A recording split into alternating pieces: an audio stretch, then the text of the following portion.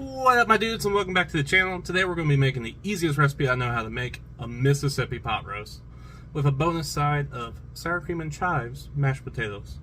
So without further ado, let's get this started. Alright, for this recipe we're going to be using a crock pot for this. I'm going to go ahead and line mine with a crock pot liner. They are awesome, they'll save you a lot of time. And we're going to be using about 2 to 3 pound chuck roast, 1 seasoning packet of ranch salad seasoning, and we're just going to sprinkle that on top of our meat directly. Next, we're going to add 1 gravy packet to this pot, but I didn't have any gravy packets, so I just used my leftover gravy from the Loco Moco video. We're going to add some pepperoncini peppers, about 12 of them. I added a few more because my pepperoncinis were small. And then we're going to add a 1/4 cup of the pepperoncini juice, a 1/2 cup of butter or 1 stick of butter. And then we're going to put this on low for 8 hours, or alternatively high for 4 hours. And then when we come home from work, it's going to look like this, and it's going to smell like heaven. Buttery, buttery heaven. And of course, we're going to sneak ourselves a little sneak taste of that pepperoncinis. I love these things. Oh my god, they're so delicious when you cook them this way. Next, we're going to take 2 russet potatoes, and we're going to give them a nice little peel. Then we're just going to chop them up into small little pieces, like so. And then we're going to go ahead and add them to a pot.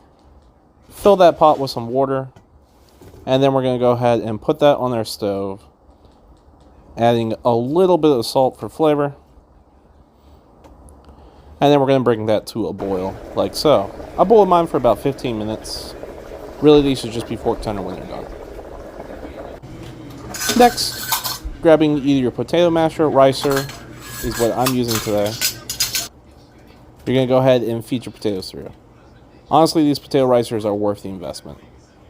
Look how easy and fluffy these potatoes come out. It should look like this when you're done, or it should look pretty mashed up if you use a potato masher. Next, we're going to add a splash of milk in here, 2 tablespoons-ish of butter, 2 tablespoons-ish of sour cream. Next, we're going to go ahead and grate ourselves about 1/4 cup of fresh Parmesan cheese. None of that powdered Parmesan in here. Then we're going to go ahead and hit it with some salt and pepper. I went a little bit light on the salt and pepper because we're going to get a lot of flavor from our Mississippi pot roast, and there's a lot of salt in those gravy packets. Now we're going to give it a preliminary mix. We just want to get the butter and the sour cream and milk all incorporated together, like so. And then we're going to go ahead and hit it with 3 green onions chopped up, depending on the size of your green onion. And then we're going to give that another stir until it's all homogeneous, like so. These are going to add a lot of flavor and really change the profile, along with the Parmesan to add natural umami to this dish. Should look nice and fluffy like so. Now take your pot roast, and we're just going to shred that bad boy with 2 forks. Nothing fancy here, until it's all kind of torn up like so.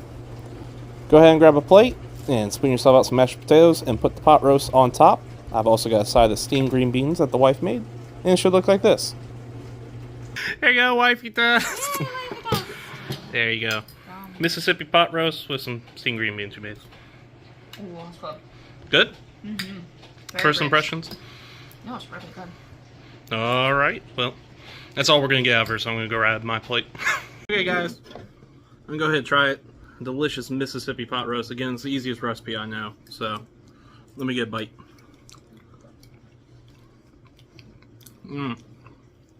That's good.